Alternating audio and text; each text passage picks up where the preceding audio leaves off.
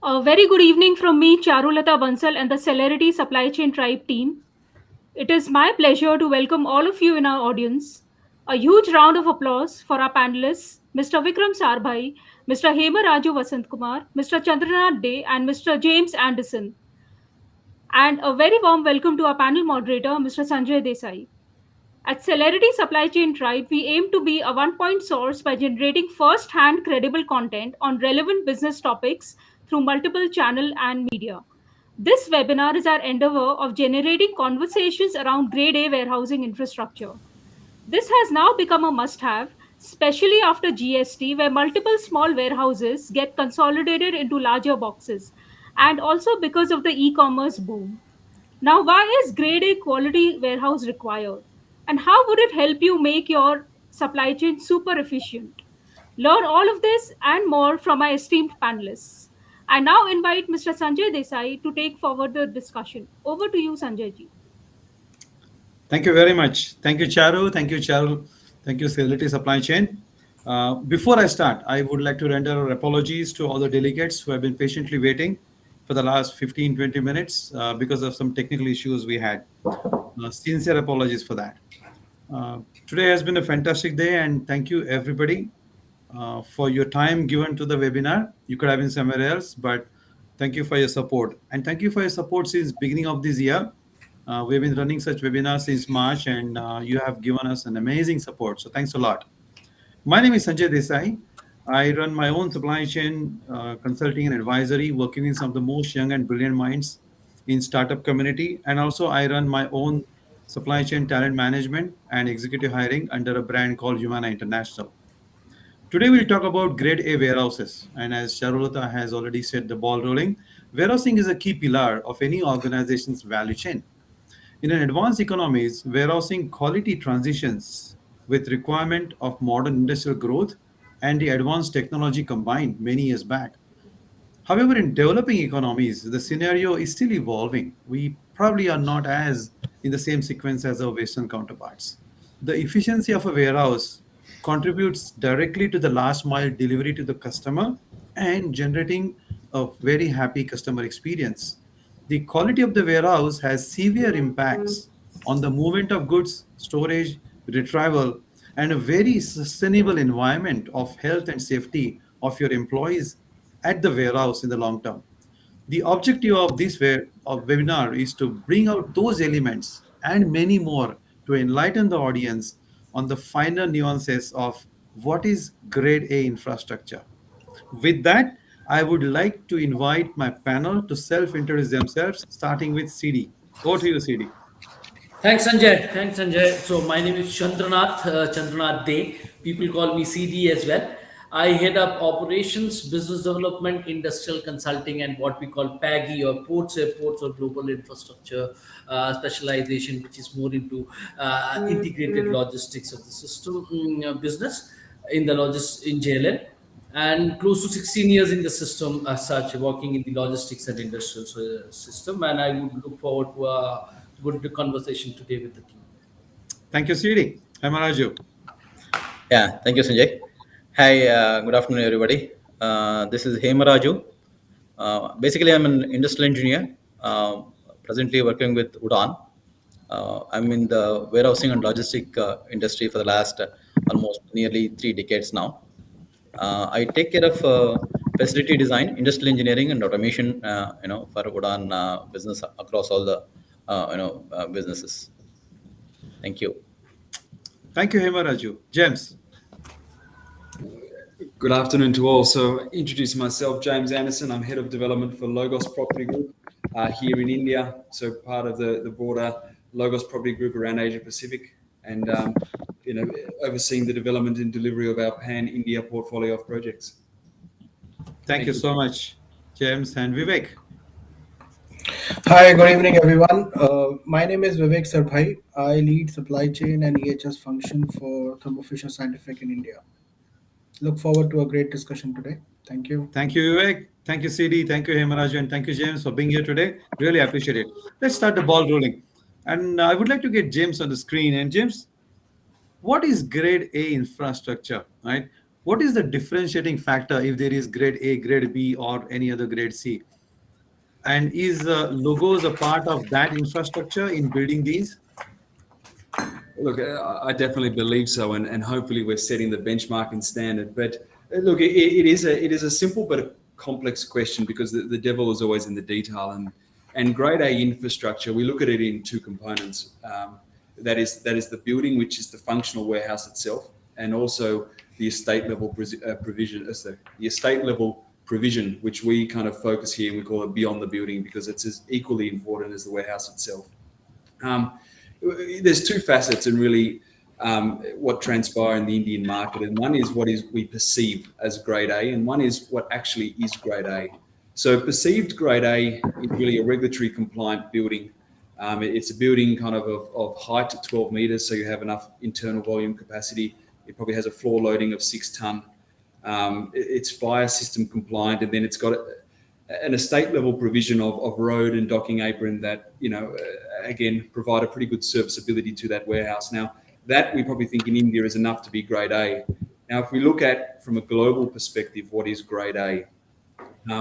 It's regulatory compliant building, and it's absolute strict adherence and governance to that compliance. So there is variability in the adherence to regulatory complicity here in India, and that globally you see is strictly enforced. So that would be a differentiator. In terms of the warehouse building itself, 12 meters at eaves, so it does have that internal volume capacity. Floor loading is 6 ton, they remain the same. Quality is a differentiator. Dock provision of 1:10,000, again, so you can have that volume in and output. A dock apron extent of 30 to 33 meters, and again, that also gives it the future expansion capability of the warehouse. And a docking apron of 30, 33 meters, but also probably a roads of 12 meters. So again, within that estate, you always have the truck volumes that aren't going to be of congestion or hinder, again, the functionality of the warehouse. Then again, the devil in the detail is probably the quality in which that is built. Here is that there is a variance to that. And it's also probably one of the hardest in the industrial sector. We do use subcontractors that are locally based. They're usually smaller entities. And the nature of industrial development is the values are actually quite smaller. So the developers can differentiate themselves with the quality in which they want to build and how they're willing to invest in that build process, which, again, hopefully we define quite well. But, there's many institutional developers starting to do that well here in the market also. Scope provision is a differentiator. So we see in grade A warehousing, most of base build plus a fit out provision should be provided. And when I say that, a lot of developers, they won't provide, say, your roller shutters, your dock levelers, your fire doors, external infrastructure. There'll be a limited provision of, and they'll leverage that on a tenant to do the scope fit out. And I think if you look at true grade A, that should still be within the developer's remit to do. And it transpires more in a speculative development rather than a build to suit, which keeps it a bit more clean cut. Estate level provision, again, is I also think is the differentiator, because it's where you really see a product stand out. Truck parking have capacity for that, future expansion capacity, turning radius, setbacks, and things such as water and energy management is something that's getting more and more traction and importance of capturing, regenerating, reusing, energy management in terms of, again, solar provision. And also, what will be the next step is actually when batteries become more affordable, we put them in warehouses. So we have that renewable energy we're generating, we can expand that provision into a nighttime serviceability, which we're limited to at the moment, keeping that during the day. Traffic marshalling and security management, I think, is paramount, and amenity and presentability.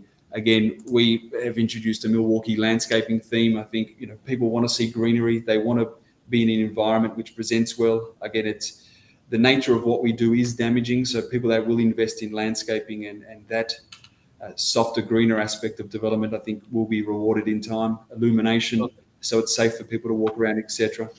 So they're kind of the core facets, really. Yeah.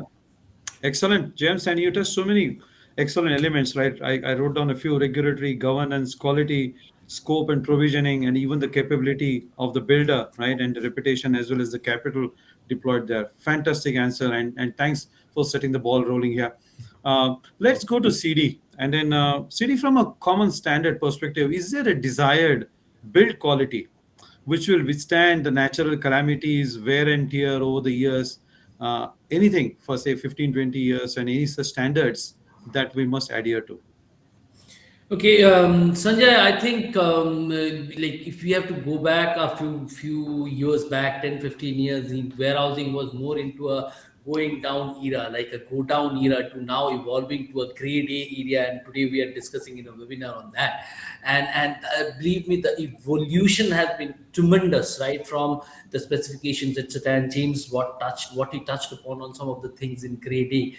While these standards are not actually given in a government document like a rule book which states something, but people like users in the segment has been working on this, have tried and tested what works best for these kind of exercises, and came up with either what we call goodwill practices, or what we call the GWP practices of warehouses, or grade A specifications of warehouses. I can recall Hemaraju, our next speaker, probably has come up with a very nice document which compares grade A versus grade B, etc. These specifications are something which makes it different. And at this point in time, while there is no norms or rules as such, which is by the government, but what is important, that a grade A building, PEB structure, steel structure, has a lifespan of 50 years.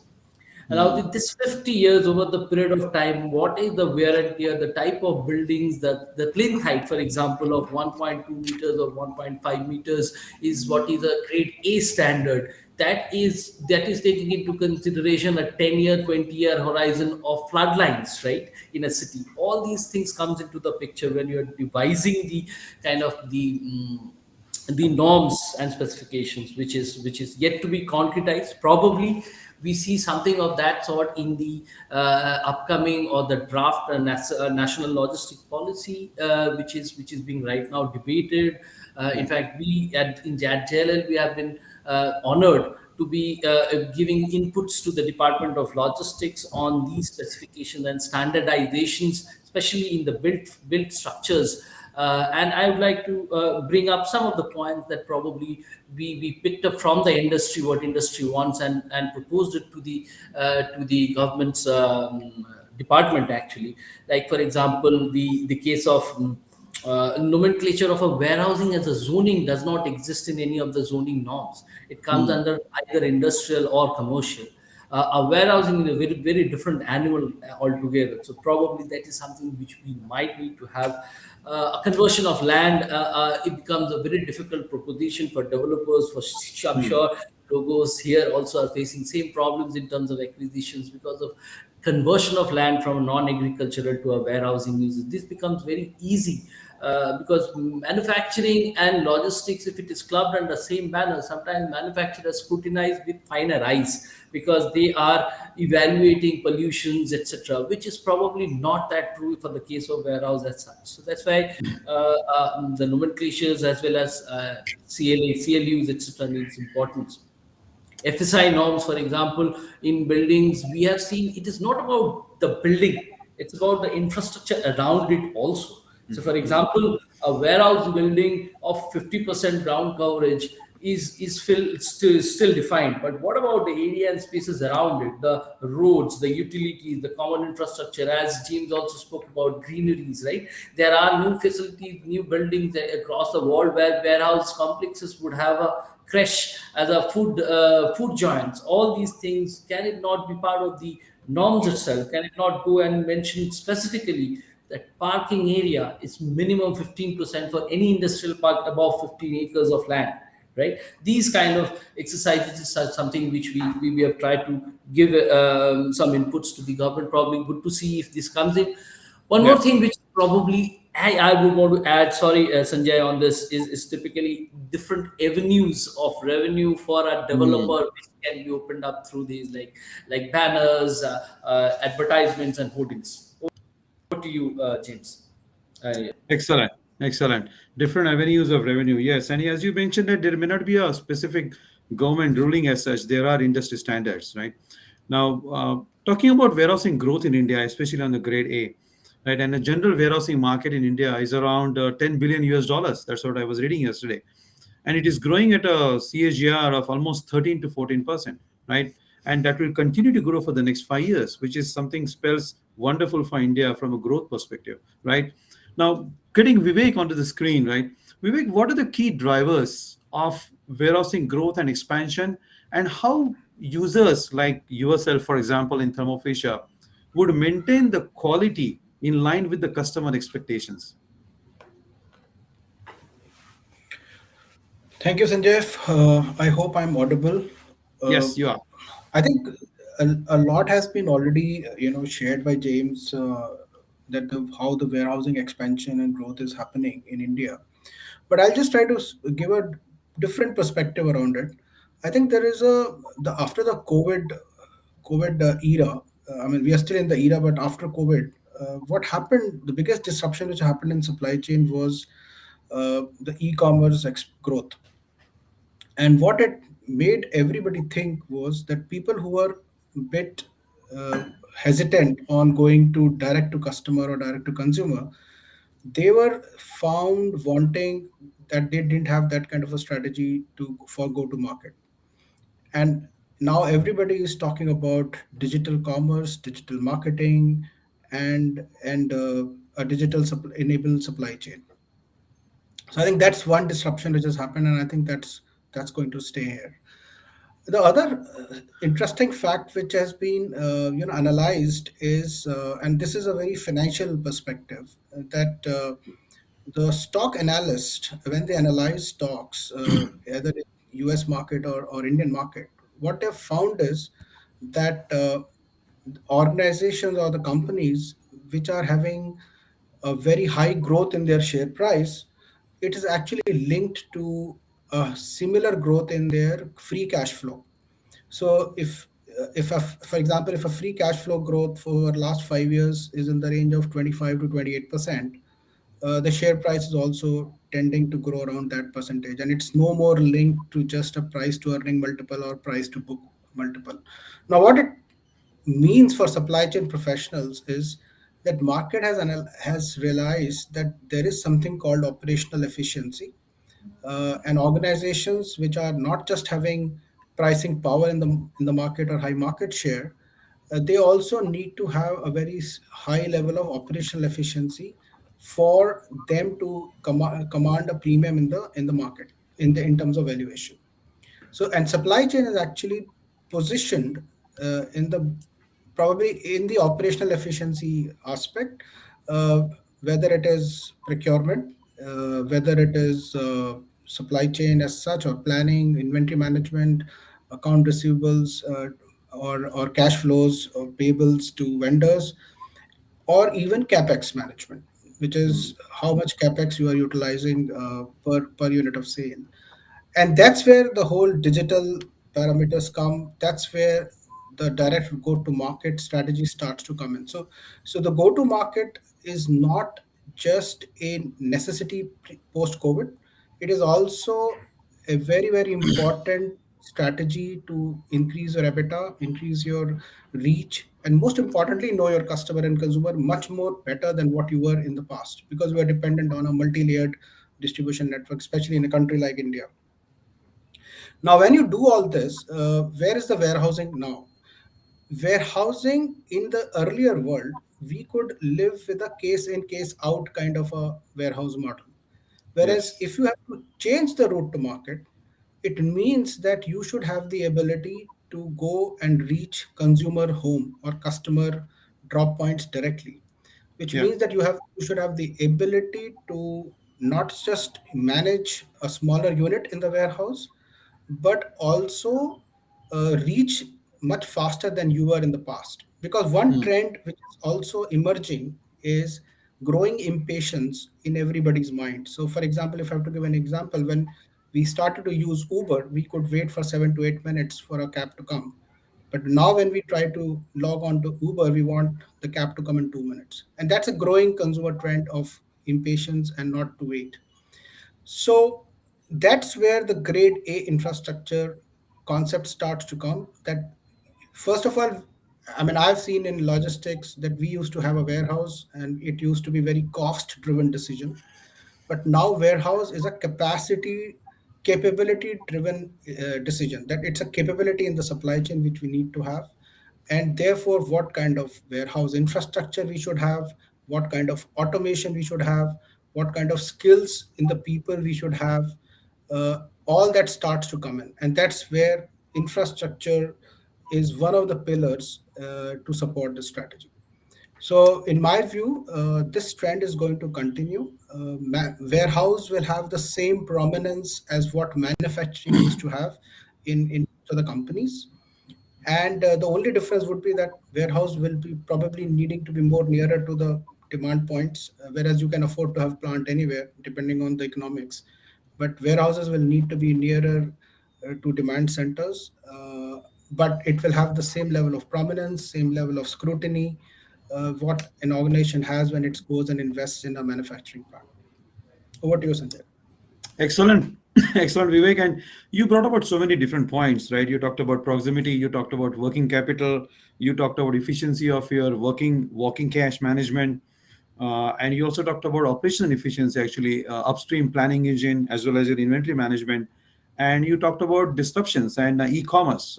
There are so many levelers today that organizations need to put their foot right in the right areas and make sure that you're able to harness a whole overarching strategy.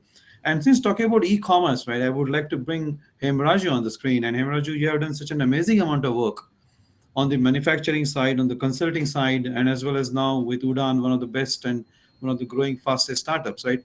And from a value propositions, which actually Vivek alluded to, and also James also, as a customer, as a user yourself, is there a real advantage in using a grade A warehouse?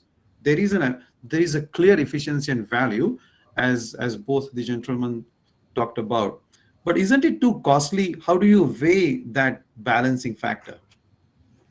Yeah, thank you, Sanjay. Definitely, Sanjay.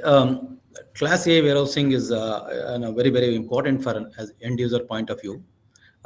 If you look at the India, the way warehousing has grown in the last at least 20 years, people never understood what is warehousing. It is to a concept of godowns, 4-meter high godowns.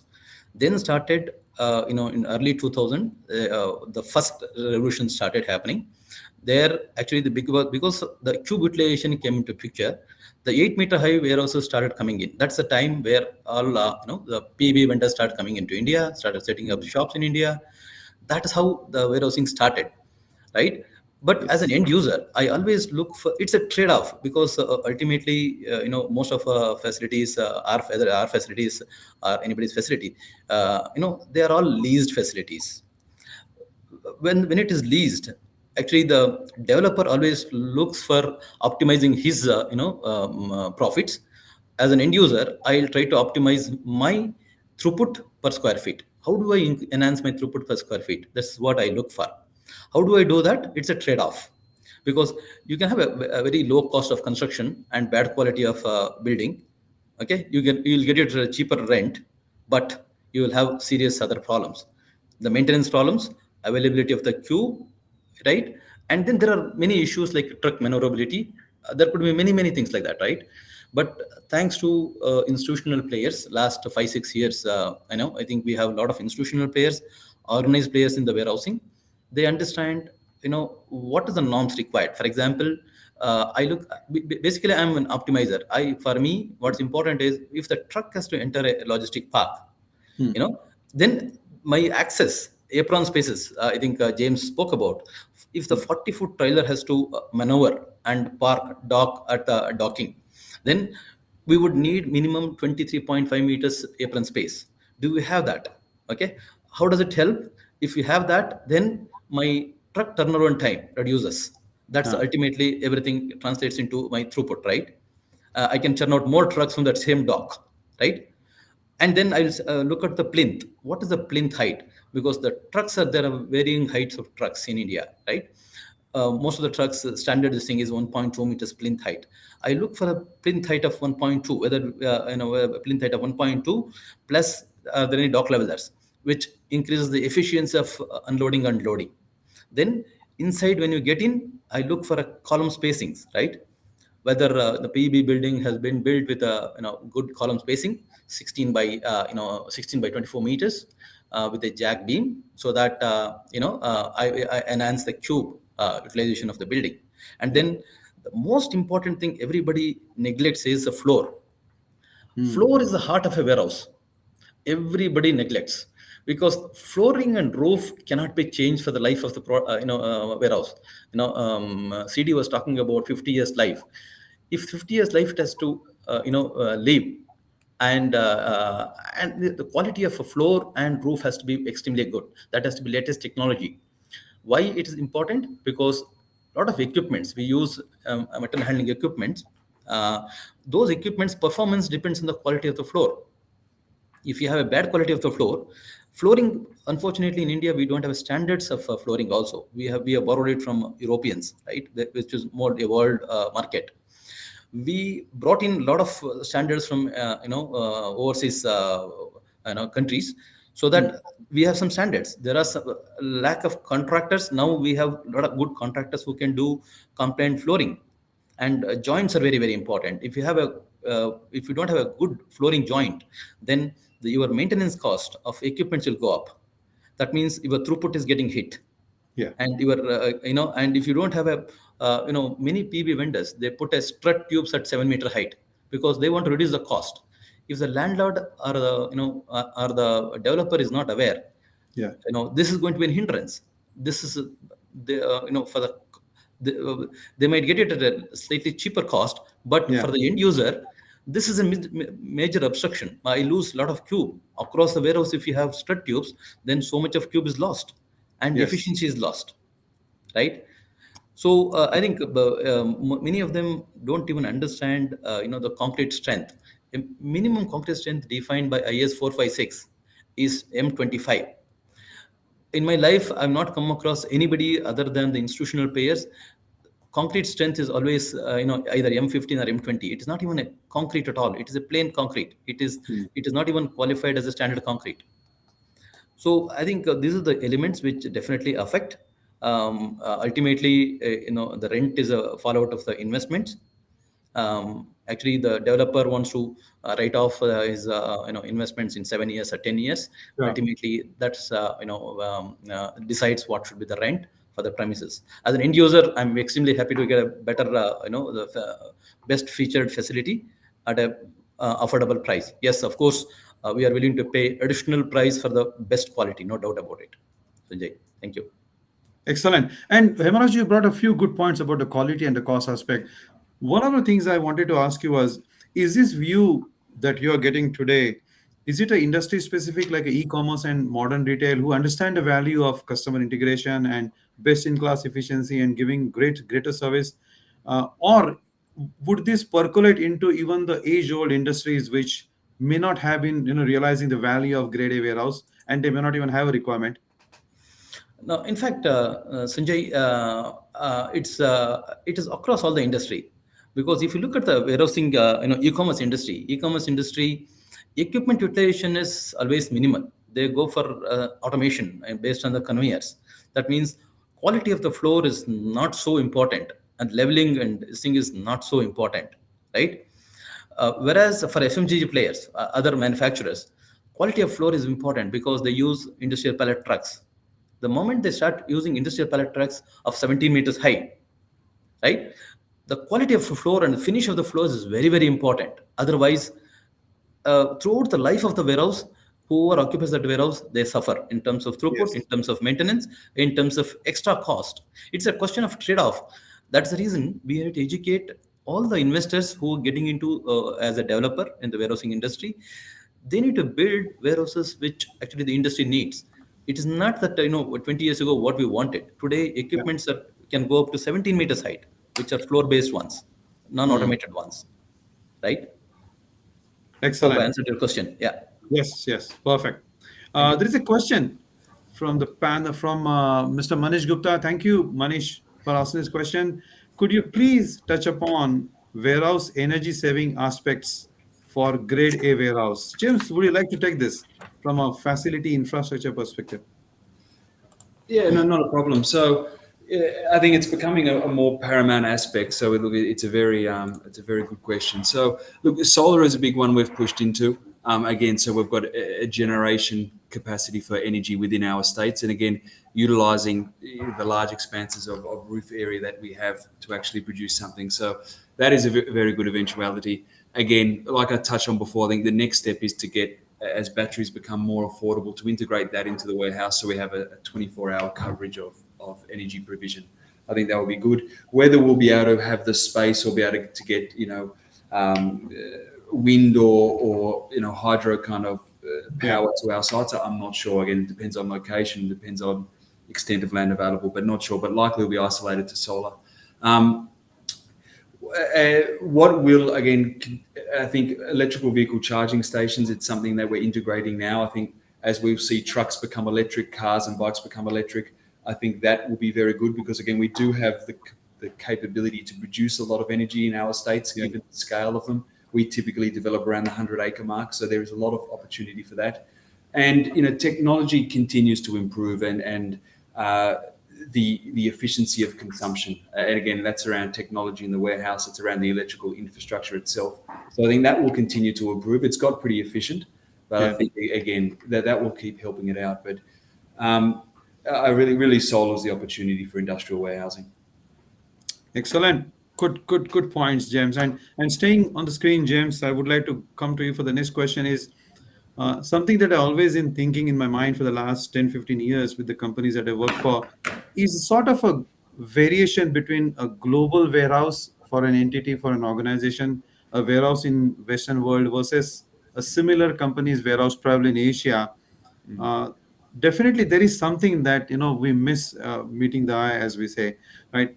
Are there any entry barriers, especially for some of the emerging markets, not to have that kind of a class A facilities? Is it more driven from cost perspective, or is it that there is some kind of an anomaly that our local leadership is not able to level up? Look, obviously the pressure points, commercial and construction, I'll call it constructability. So they are the pressure points. Now, if we look at kind of the wants versus the pay, the catch cries that we hear across all the sectors of the property industry, but safety, quality, sustainability. We want recyclability in procurement. We want sustainable procurement. We want best-in-class facilities. We want resource management. Again, going on to about energy, just touching where I was, we have monitoring systems that look at the estate. They do heat mapping so we can actually see the efficiencies of vehicles, how they moved around the estate, how much water and energy we're consuming, how much we're producing. But all of these, again, technology, implementations, etc., they come at a cost. And, they allow us to actually track sustainability. They allow us to track actually what should be kind of grade A infrastructure provisions and a standard of development. Now, we all want that. Are we willing to pay for it in India at the moment? I'd probably say not. Okay. I think it's improving a lot. And I think actually, what's happened, I've been here now just under 3 years, and I've seen a huge advancement with it, and will continue to advance over the years ahead. But certainly no, or to a limited extent, I think we're willing to actually pay for that in entirety. Now, that does put a pressure on it, particularly for developers from a development perspective, because there is a tangible cost to it. Saying that, again, also from an operational perspective, the cost savings that you have, along the building life cycle and the tenure of your lease, is that actually realised from the operator or the tenant initially, the operational savings that they're going to assume? I'd probably say it's not, but again, it will start to be. And some of the larger tenants and more sophisticated operators are putting kind of a value to it, but I think it's been overlooked to date. But with these grade A developments, you do get savings throughout the course of your lease term. So I think when greater awareness and value is placed on that, again, you'll see that transfer back into your kind of development quality and an extent of provision, which is kind of pressurized to date. Yeah. And would you see this is more of an organization leadership and commercial management, or more of having a balance between commercial and supply chain working together? Yeah, I think it's a balance. So, and I think the the level or the standard of what the multinationals kind of have come over here and started developing at is very good, and they are willing to invest in it. And again, I think you see that with our developments, but I think both have to work hand in hand, because I think for the developer they have to again expect a reduced margin, and for the tenant, whoever it may be, again they have to pay a little bit more and put a value to that. So all parties always have to align, and then that's just not isolated to industrial. Excellent. Wonderful. Now, you brought in so many great points here, right? One of the things was that touch was the kind of a sectorial, unorganized and fragmented. And then, Vivek, coming to you more from your perspective of the Indian market that you see now versus the roles you have done 10 years back in Singapore as well as in Dubai, right? With that kind of a regional exposure there. Our logistic structure in India is still evolving, right? And it is as well as fragmented into urban and rural markets with many sectorials, and the scenarios can different. In this given scenario, what options are open for service providers and shippers, for example, like you, to scale their quality warehouse to the global or to a regional standard? Okay, so first of all, let me apologize. I'm switching off and on my screen because I'm at a place where there's a power outage. I'm trying to just save the battery, so sorry for that. Normally, there is no power outages here, but I think something has gone wrong. Sure. On the question, Sanjay, I think I'll come back to the strategy side of it. That what is the strategy the company is, pursuing. For example, if you want to increase your, if you want to delayer your distribution network, or you want to reach the consumer faster, or you are trying to expand your digital commerce footprint, I think the elimination of the middleman itself will pay for any cost you might have to incur to have a superior infrastructure when it comes to warehousing or transportation. Yeah. So economies will definitely work out if that is the plan. So I think for me, the question on the drawing board is why we are doing what we are doing, and then what it takes to accomplish what we want to accomplish. So that solves a lot. And in terms of, I see a question on what is the payback period, etc. Yes. It's if you eliminate middlemen, the payback is really really fast. It's going to be damn fast, and that trend will happen. It is going to happen, and I'll take some examples. If you study Nike, post COVID, Nike has moved 49 or 52%. I don't remember exactly what is the exact number, but sizable amount of its business direct to consumer. Yeah. And their sales has not grown that much, but their EBITDA has really rocketed. Sure. So that's the advantage of reducing the layers in the distribution. And when you tend to reduce the layers in the distribution, you have it's not it's like you're changing the whole ecosystem of the supply chain, and therefore you need to build that capability, and that's where the warehouse infrastructure, warehouse automation, everything starts to come into play. But Excellent. I would not hesitate on saying very very confidently that if you are delayering, your cost is not an issue. Exactly, exactly. And so there is a way that you kind of put it differently. I'm looking at it. Is the question of delaying your cost from your left pocket to the right pocket. One, you scale down because you don't want to do that. You could avoid it, and the two, you could scale up because you still get the efficiency that you want. Now, the question to you, Vivek, is if when you work for an organization like the names that you took for and Thermofisher that you mentioned, or any other Fortune 50, 100 organizations that we all work for, is a payback is a real issue in today's world when you are really upgrading yourself to the required quality, which you know is going to really pay you back. So does that P&L payback term really applies for you, Vivek? I think let's accept the fact that we have finance colleagues which will ask the right questions. They will definitely use the hurdle rates to evaluate a business case. But at the end of the Yes. day, everybody works for growth, a profitable growth. And in very specific to India, India is not a market where you will save your way to profit. You will have to grow at least, and I'm just making a number, at least two times normal GDP Yes. to beat the inflationary economy India is and make some money at the end of the day. And if it takes, and in India, cost is a reality. It's a challenge which we have to all accept. We have all grown up with that it will remain a challenge.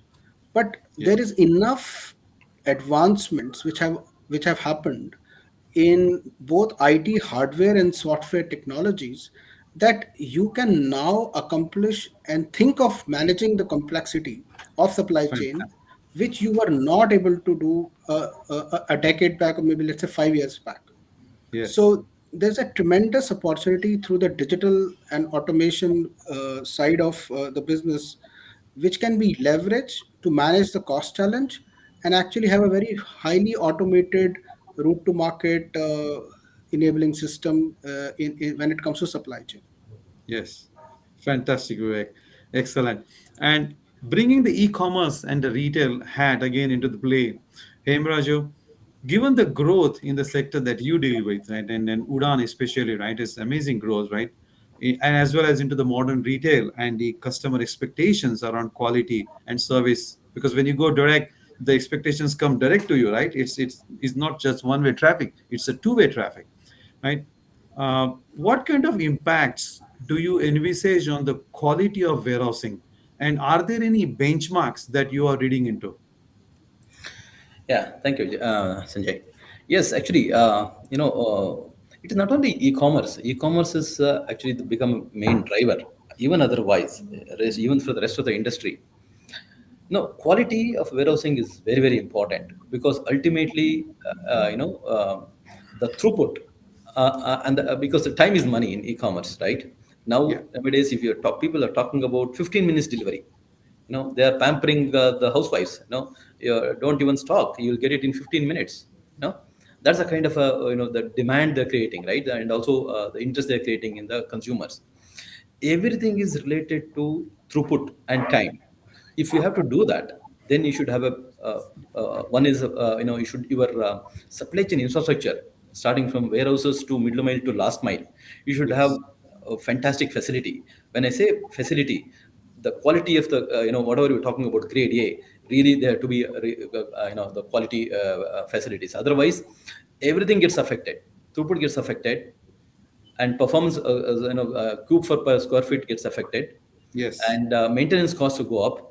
So everybody has realized now, not only e-commerce. It was, of course, it's from more from e-commerce, because only one player in India makes all their fulfillment centers air conditioned. You know, the whole warehouse is air conditioned, whereas the rest of the people in India, air conditioning is not so popular, except pharma, right? Unless you have a better quality, whether the quality basically in terms of features of the warehouse, right?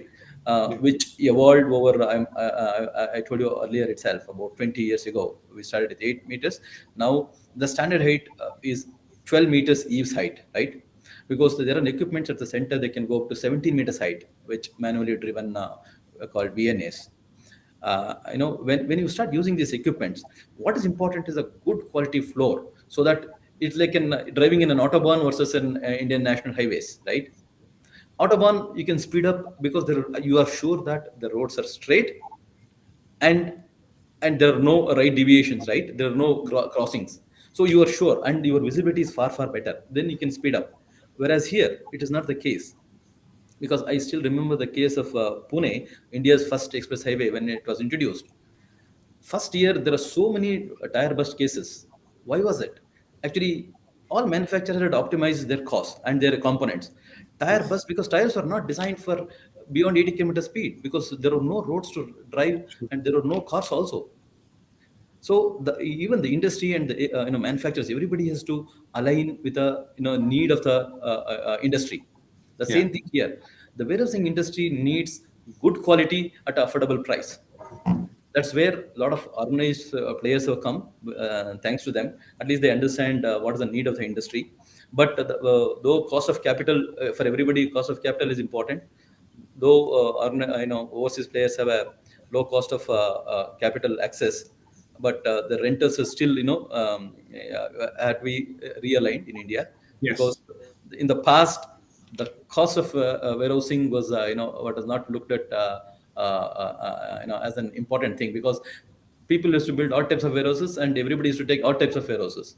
Now they've realized, the maintenance costs of having a bad warehouse, it is not only affecting your bottom line, it's also affecting your service agreements with your customers, and Sure. also your running costs.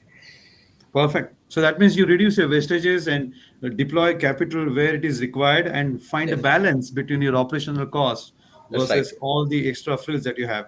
Fantastic. There's a question for you from Mr. Praveen Hemaraju, and you can stay on the screen. And the question is, Yeah. what Yeah. percentage of your business is from non-e-commerce firm? I don't know how much you can answer that from No, being a private limited. I will Yeah, do that. but I will try but the and second attempt.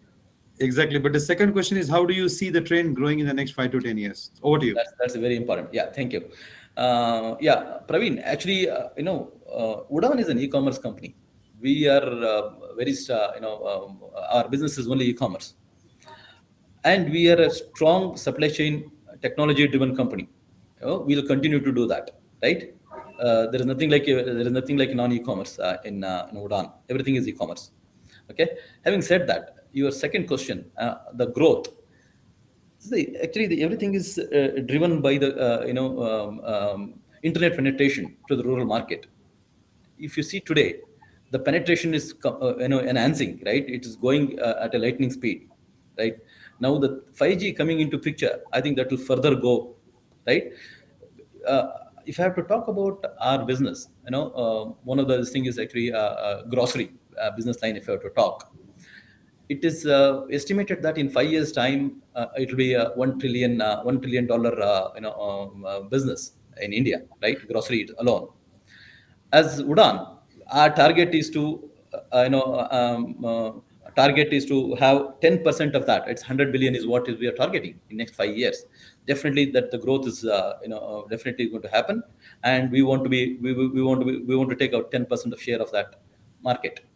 Yes. And traditional players will move to e-commerce. All thanks to COVID, the COVID has Yes. further accelerated. In fact, Exactly, and yeah, and as you rightly said, right, is the e-commerce fundamentals are actually going to change some of the ways that industries have been working because customers always is the king.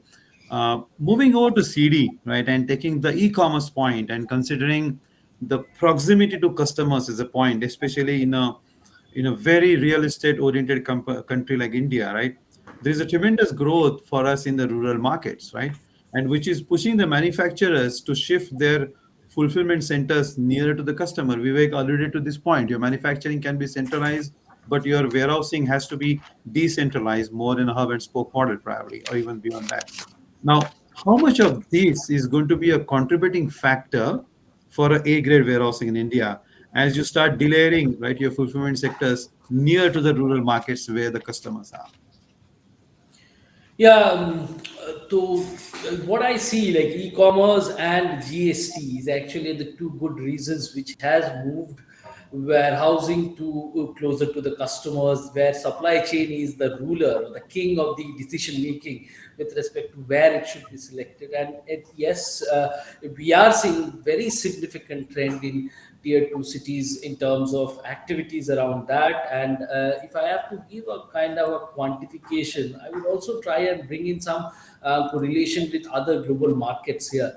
Like current grade A, grade B, grade C stock of warehouses in the country is close to around 760 million square feet. If we take up everything under government, private, CWC, state warehousing corporations, everything put together, that would be close to around 760 million square feet in top 100 cities, which more or less is the country India, right?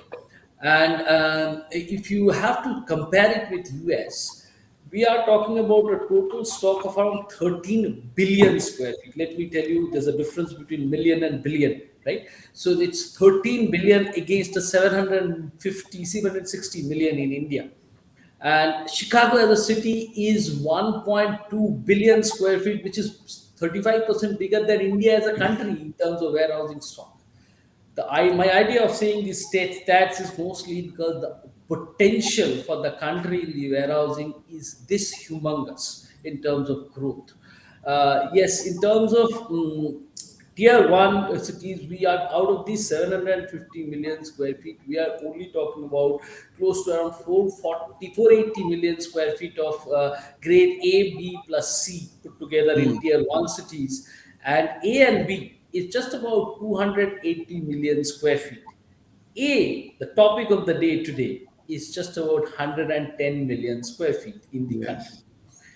So that is the scale that we have in terms of grade A, and the potential for growth is significant in this space as well. I'll come to probably more details in terms of how the market is moving towards grade A in terms of an tenant's or an occupier's behavior. Right, in a historic, if we track it historically, 2018 top 8 cities, the absorption of grade A first time clocked beyond grade B. That means it crossed 50%. So 56% of all absorptions were in grade A. In 2019, it close to same number.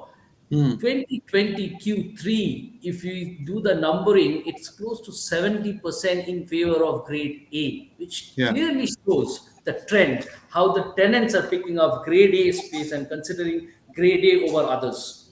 Yeah, just stay there. The second part of that question which I wanted to bring you is, and let me craft it carefully. As we move, the customers are moving into more rural, and manufacturers have to delayer their strategy and go closer to the customers. Is there a way that we can have a consortium, or a company can have many mini grade A warehouses? So these are not mega, these are not 250,000 square feet, but these are 25,000, 5,000, 10,000 square feet. Does that architecture fit in into a grade A warehouse kind of an architecture? Very difficult, Sanjay. If I understand it correctly, the economics of scale doesn't fit in. Uh, Yes. as far as I understand it, there has to be certain scale in order to achieve that in terms of that efficiency levels of grade A. Yes. Okay, I understand that. Now, there's a question for you from Mr. Pawan. Thank you very much, Mr. Pawan. My question to CD, can you please explain how is the growth of grade A warehousing in tier 2 cities? More or less what we just spoke, but we can take it further. Yeah, grade A in tier 2. Of course, this is probably the inflection point in tier 2 for grade A. If you, as I had told you earlier, that India's total grade A space currently 8 cities is close to around 110 million square feet, Yes. and we will probably add another 20 to 25, 30 million square feet of grade A space for tier 2 cities, which means we are only talking about a very small percentage of space in grade A right now, which exists in tier 2 cities. Of course, activities right now in terms of construction of anything which is coming up now are mostly grade A. E-commerce players, 3PL players, everybody is looking for grade A. If not grade A plus for tier 2, they are going for grade A as such. And these kind of activities are spread across the country. And if I have to pick up the 8 or 10 cities from that north, in the north you will be has places there: Chandigarh, Rajpura, Jaipur, Yeah. Lucknow. In east you would have Patna, Guwahati. South you would have Vijayawada, Coimbatore, Kochi. Sure. West you will see activities around Indore, Nagpur, Surat. Everybody is moving towards grade A in these spaces as well.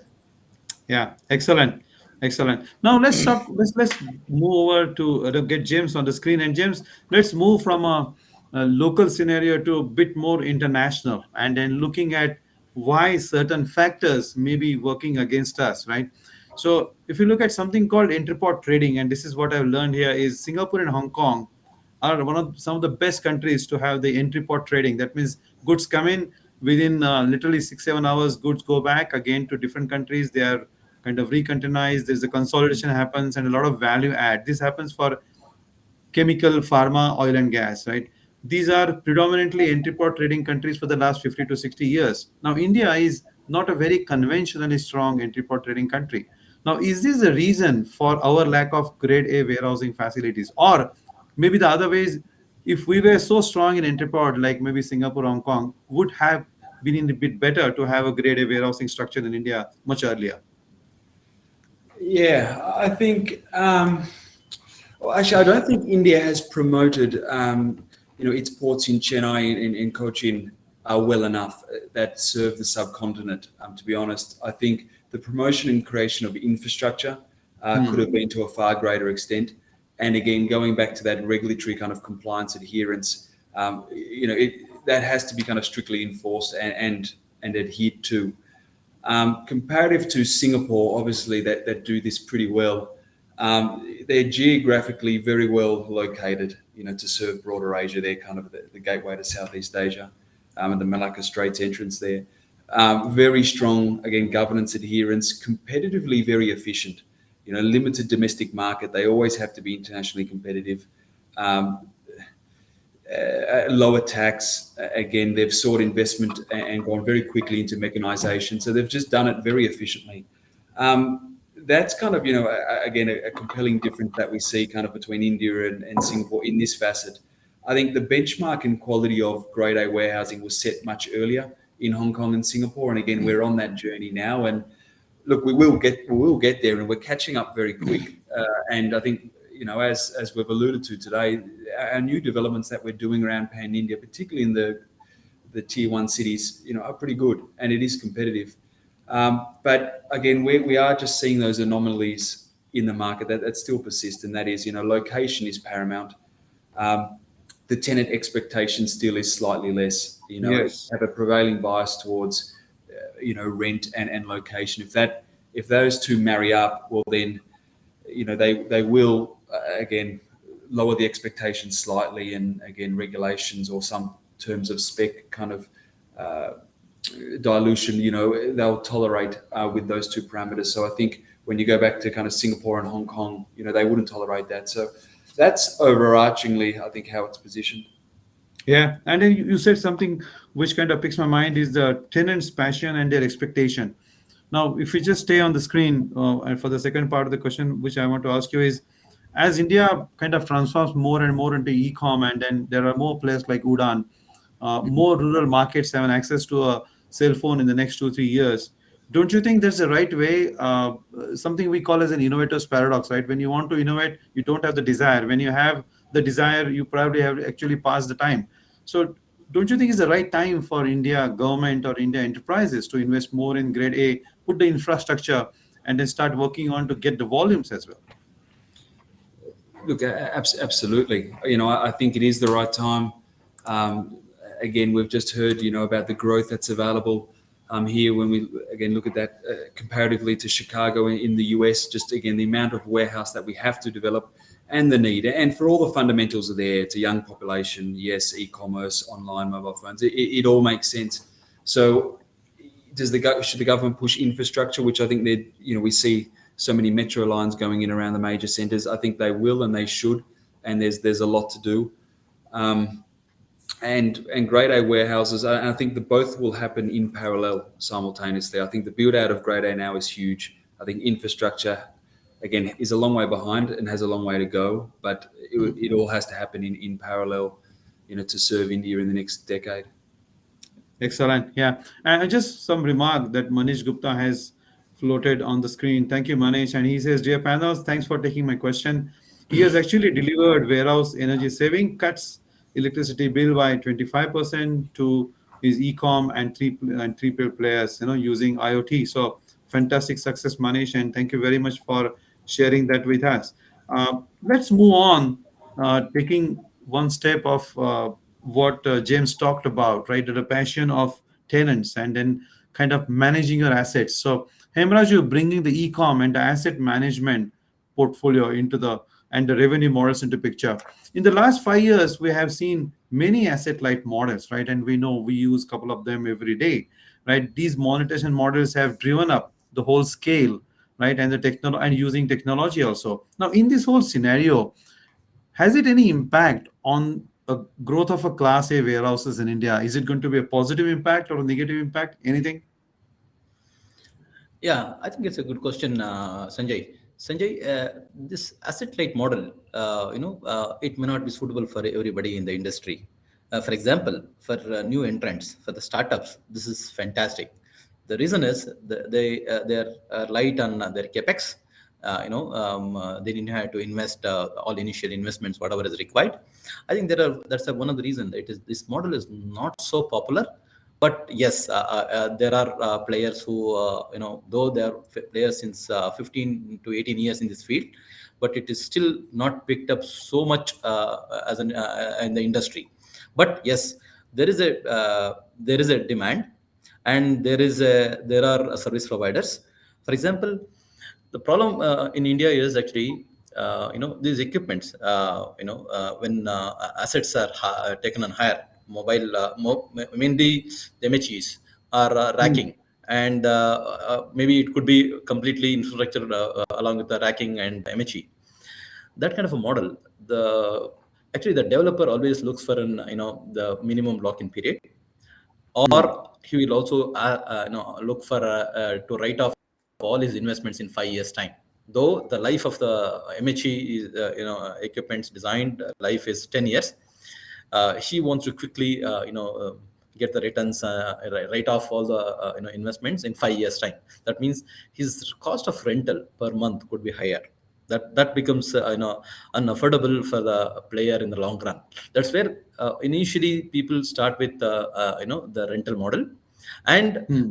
once their strategies are clear, then they move over to capex model. They would have already realized funds, and raised funds, or have a source of funds, and then they'll go for asset light, the capital, their own capital expenditure. To that extent, it is attractive for the initial stages, but it is not so very popular. For example, pallet pooling is very common across the world, but in India, pallet pooling is still not picked up. That's why the one of the first entrant, 15 years ago he entered, but still the pooling concept is still not picked up in India. Pallet movement doesn't happen from manufacturer to even the mother warehouses. It doesn't happen among bigger manufacturers. You know, I think now what has happened is a lot of MHEs, used MHEs, gets refurbished from Europe, and they come to India. Now we get whole gamut of equipments available for rent, the same quality equipments, because Europe usually says 10 years, say, beyond 10 years they can't use the equipment. It has to completely scrapped, and it has to overhauled. That equipment comes to India. At that, those equipments are affordable in India for everybody, but the quality wise they're the same, feature wise they're the same, instead of the safety or any operational features. I think those markets, for them also market is improving, and it's helping us also, in fact. Okay. Fair enough. Absolutely. Now, um, taking this one step forward, Vivek, right? As there are certain challenges, as Hemaraju mentioned, right? From a growth perspective, uh, GST had some impact, and 4 years back we launched the GST, and I was reading some statistics. It actually hasn't the growth of some of the warehousing markets in India, including even A-grade warehouse, right? Considering that impact, what is the possibility of a future warehousing REIT in India, REIT as in Real Estate Investment Trust, on this horizon, and how would you think those possibilities being feasible?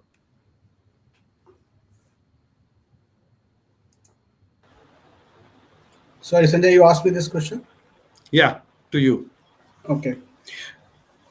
I think REIT is a great concept because if you do a back of the envelope calculation in the rental yields, investment, if you look at real estate, rental yields are best in warehouses.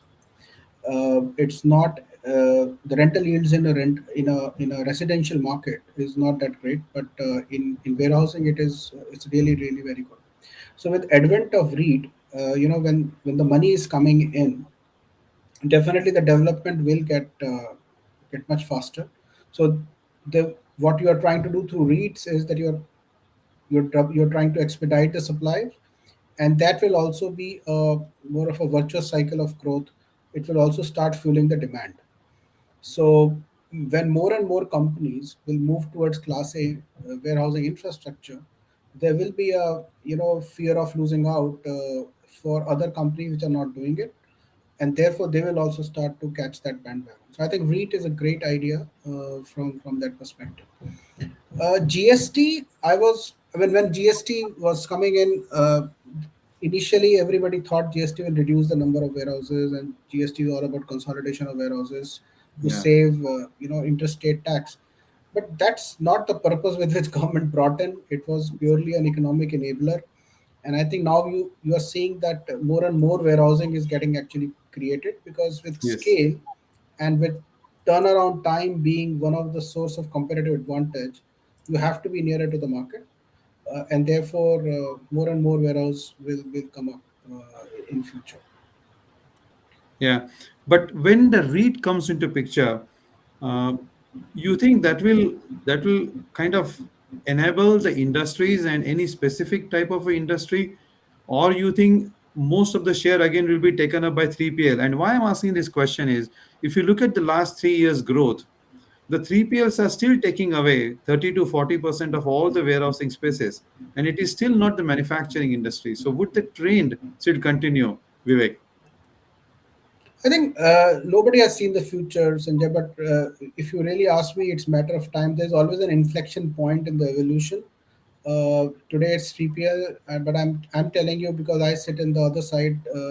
Every organization today is talking about maximizing digital commerce. So there's a lot of pressure on the marketing side to improve that. And once marketing gets kick-started, digital commerce is all about marketing and supply chain. There is no presence of sales in between compared to a conventional model. So just wait for that moment to come. If marketing kicks in more and more on the digital side, which I think is happening anyway, supply chains will start to happen as well from that perspective. And then the pressure will shift from 3PL to the manufacturers. Yes. All right. Hey, James, would you like to take the next question, please?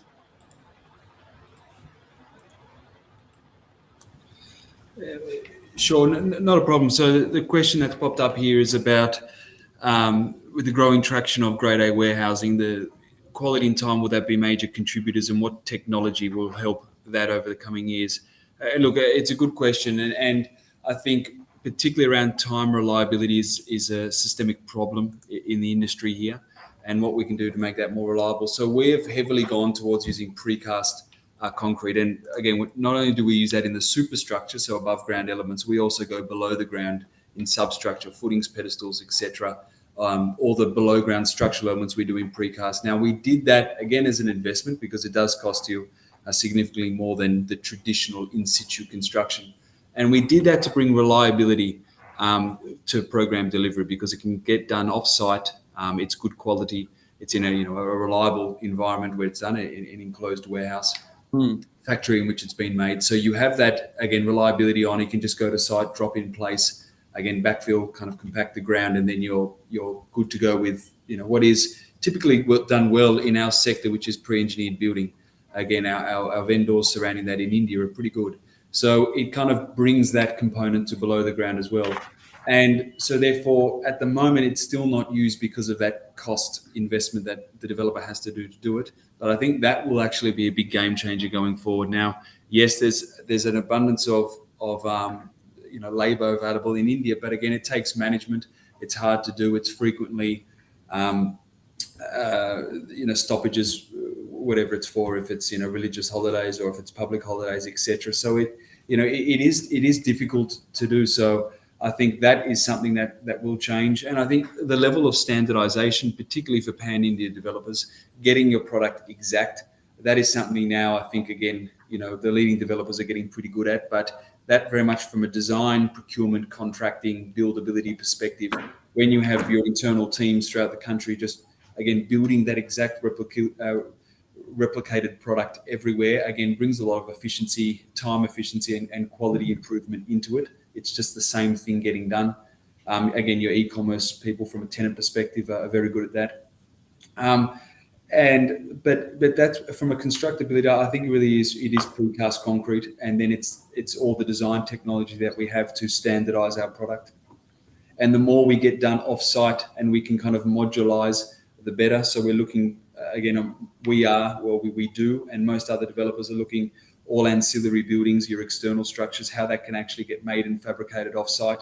And again, the plug-and-play solution. So that will become more and more.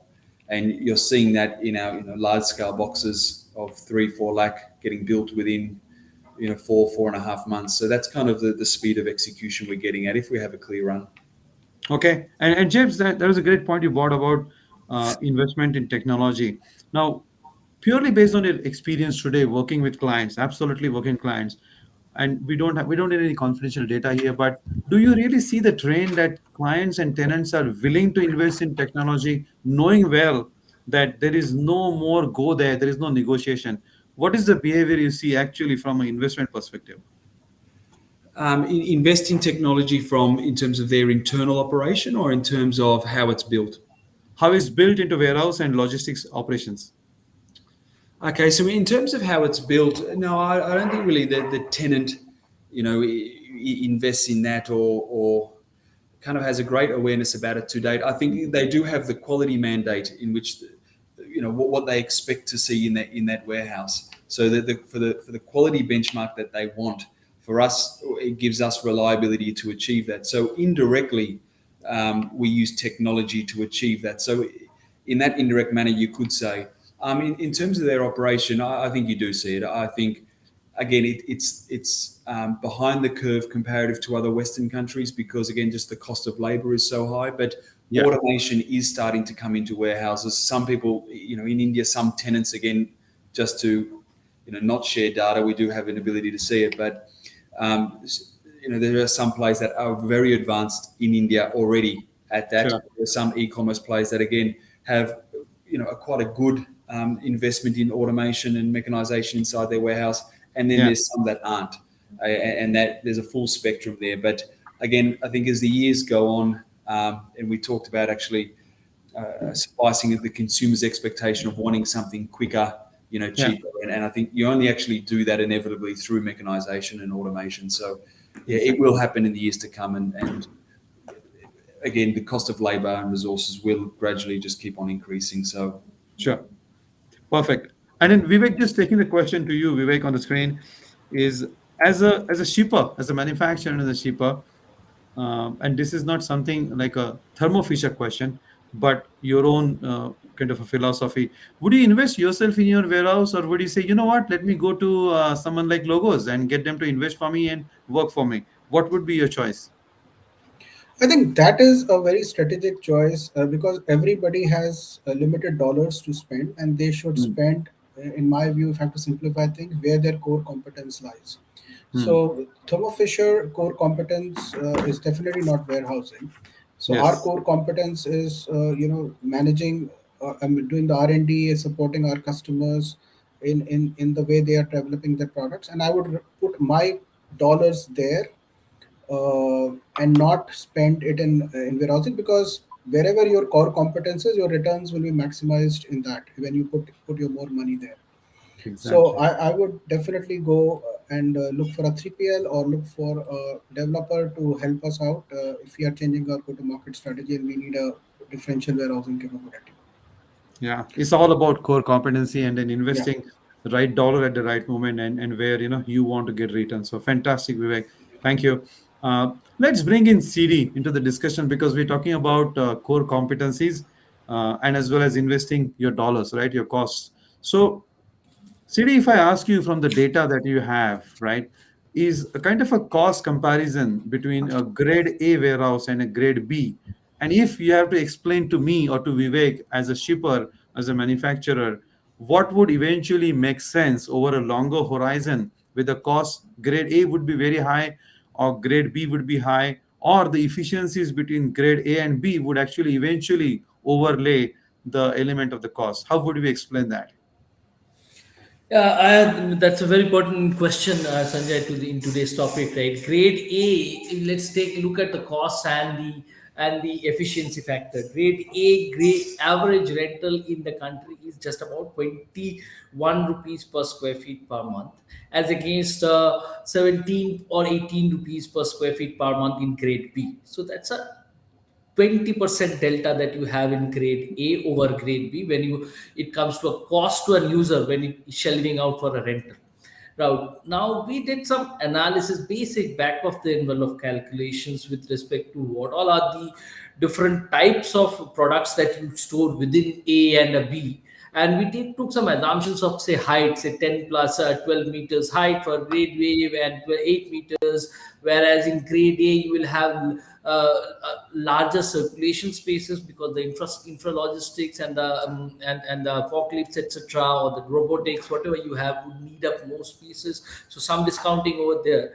And based on that, calculated if we are doing a G+4 racking system over there, Yes. and what is the pallet position rent. So it comes to close to around 52% savings in Hmm. grade A as against grade B. So that means even if you're paying 20% delta on grade A rental, you're actually saving 50% on the goods. And I loved, absolutely loved the point when Vivek said earlier, right? Now it is not cost driven. Now it is capability and capacity driven decision Yes. warehouse. And this is where grade A is taking us to capability driven decisions. Excellent. And is this something, a calculation that you need to do, or you can do it with a client over a period of a time, or is this a calculation available as a back of the envelope calculation, as we say?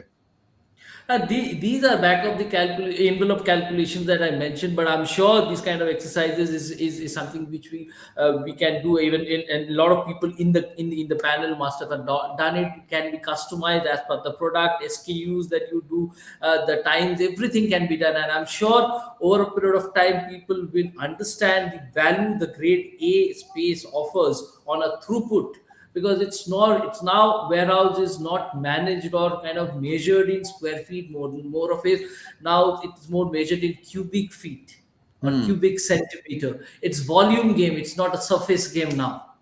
Excellent, excellent. And stay on the track, CD, because this is a question which I think you should take it is from Mr. Amit Dayal. And thank you, Amit, for asking this question. It's a very interesting question, CD. It's a slightly different from what we have discussed so far. So I like this view. And he's saying, with so many regional airports being privatized, how do you see the clear title and large contiguous land availability with long lease for logistics parks at this airport? It's a fantastic question. Okay, good that it is something about air cargo logistics. Just to give you an idea, air cargo in India right now, modal split, if I have to do ship, rail, road, and air cargo is just about 1% or 2%.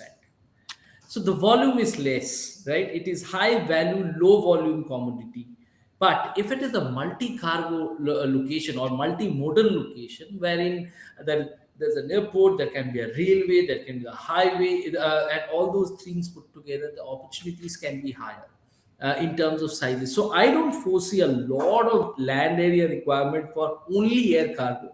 But if we are mixing up two or three different modes, when a logistic park is development is considered, there can be the requirements of large tracts of land.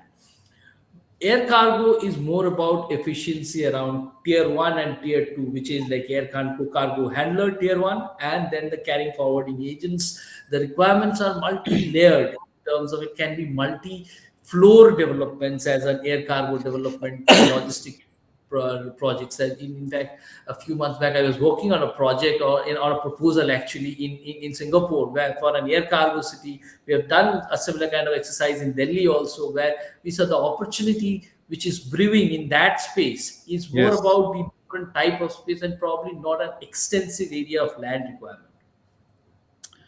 Excellent, CD. Excellent. And let's move over to another question from Mr. MG Goda. Thank you very much, Mr. Goda.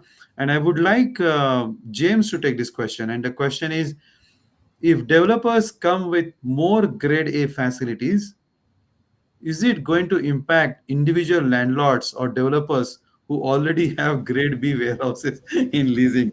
Amazing. James. Look, I think,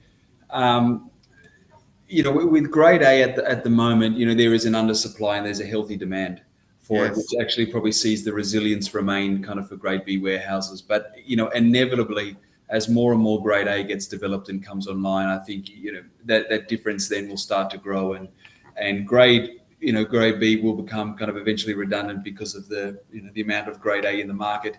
Now, again, historically, grade B or some grade B have been, in good proximity and well located towards the city centre. So they sit on very good land parcels. So inevitably they may have to get changed or renovated, restored, upgraded to become kind of a more grade A line. But when again looking back at those key performance parameters of a grade A warehouse, which is kind of building height and floor capacity, etc., sometimes it is hard to retrofit or improve a grade B warehouse to a grade A. But yeah, fundamentally the question, I think grade B will find it harder and harder to compete with the grade A stock available in the market.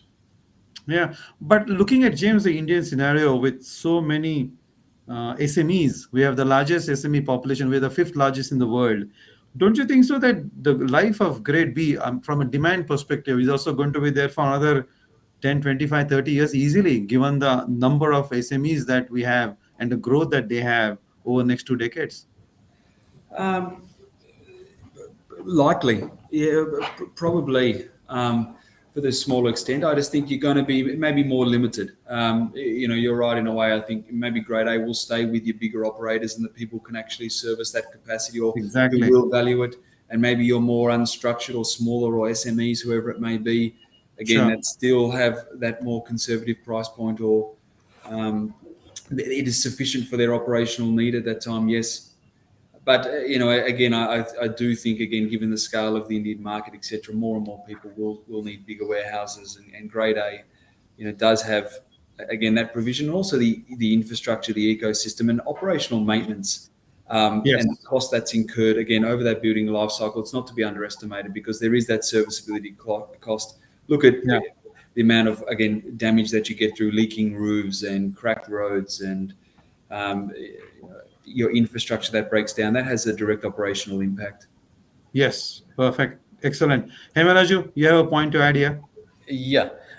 Basically, just to add whatever James said, though grade B is going to, coexist, but their ability to command a good rental will be a question. Hmm. Unless they repair the floors or have a fix the leakage of the roof and truck maneuverability, they improve the truck maneuverability. Unless they do all those changes, then their ability to command a good rental, whatever they were earlier they were commanding, which will definitely a question. Because when option A, even I don't mind paying 1 rupee extra if I get a better facility. Why should I get into class B facility where my perennial floor problems and maintenance Yes. problems, my efficiencies through throughputs, everything gets a hit. Now everything is a speed and time, right? Speed and quality, right? So though they're going to coexist, but their ability to command rent will definitely a question. Yeah. Yes, absolutely. Absolutely. Uh, there is one more question from Mr. Singh. What is the role of the user or tenant from rental and operations perspective in leading a developer to construct and maintain a grade A warehouse? James, I think you should be the right person to answer this question. Yes, I do know Ramasuchat Singh quite well. Is so. What is the role of the user tenant from rental and operational perspective in leading the developer to construct and maintain a greater warehouse? So Ram, thank you for the question. So look, again, and I do have a knowledge of who we're speaking about. Is the tenant often comes with for us a very specific requirement of what they want. So it's very hand in hand. They have a specification. This is how they function the warehouse, and then we develop a build to suit solution for them. And then again, many others, I'd say about half our other requirement, we build a specification warehouse, and they come in and typically how we've designed it, it suits the operability for most tenants in the market. So how that tenant developer relationship goes, I would say, is that if they have a specific suit requirement, we will build it absolutely 100% to that requirement, and then again we build a base level provision that is suitable for most operational requirements for the market. Excellent. And Jim, just taking that point a bit forward, a slightly deviated one. But as you move along, as you as in as the whole of India moves along, and then we have much better customer orientation, the e-commerce booms, say 5 years ahead. Do you think there is going to be a lot of mergers and activities, scaled up in the 3PL and 4PL scenario, so that the warehouses and the companies also are merged together instead of having them dispirited everywhere else? Yeah, I think so. Yeah, I think inevitably that will happen, and that kind of consolidation is already transpiring in the market. But look, from an operability perspective, there's probably some of my fellow panelists could kind of tailor the answer better. But from a developer perspective, yes, I do see that transpiring. And again, people want people want their ecosystems of warehouses consolidated. They will again they do want a larger scale kind of warehouse, so they do have they can again centralize, I guess, their operations. So that will continue more. Excellent. Sure. Yes, Hemaraju, you have a point. Please go ahead. Yeah, actually, going forward, I know India will also see a lot of logistic park, because the concept of logistic park will pick up, so that a lot of players will consolidate into the logistic park. I think Yes. that's only question is the location of the logistic park. I think there are government of India is already initiated a lot of initiatives, because their interest is to bring down the logistic cost. About 14% of logistic cost is GDP. India's GDP is spent on logistic cost. They have a target to reduce it to 8% in 5 years time. Hmm. Because of that, they're doing a lot of initiatives. I think this logistic park will be a multimodal logistic park, and logistic park, large logistic park will be definitely a reality in future, in the near future itself. Excellent.